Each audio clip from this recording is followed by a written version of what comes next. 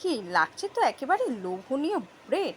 হ্যাঁ বন্ধুরা, তোমরাও একেবারে চাইলে এরকম ক্রিমি ক্রিমি ব্রেড বাড়িতেই তৈরি করে নিতে পারো। রেসিপিটা চটপট দেখে নাও। তো প্রথমে একটি স্লাইস ব্রেড নিয়ে নিতে হবে।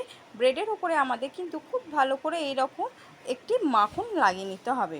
বাটার অ্যাড করে নেওয়ার পর আমাদের কিন্তু দু পিঠটি খুব ভালো করে সেঁকে নিতে হবে। সেঁকে নেওয়ার পর যারা মিষ্টি খেতে ভালোবাসো অবশ্যই এর মধ্যে চিনি অ্যাড করে দিতে পারো। হ্যাঁ বন্ধুরা, যারা মিষ্টি খেতে খুব ভালোবাসো তারা কিন্তু এর ওপরে চিনি খুব ভালো করে ছড়িয়ে নেবে।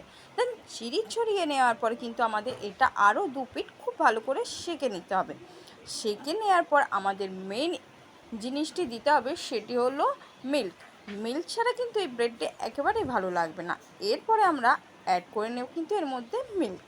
তারপরে 2 মিনিট, মাত্র 2 মিনিট আমরা ফুটিয়ে নেব। 2 মিনিট ফুটিয়ে নেওয়ার পরেই তৈরি একেবারে আমাদের কিন্তু ক্রিমি ক্রিমি এরকম ব্রেড।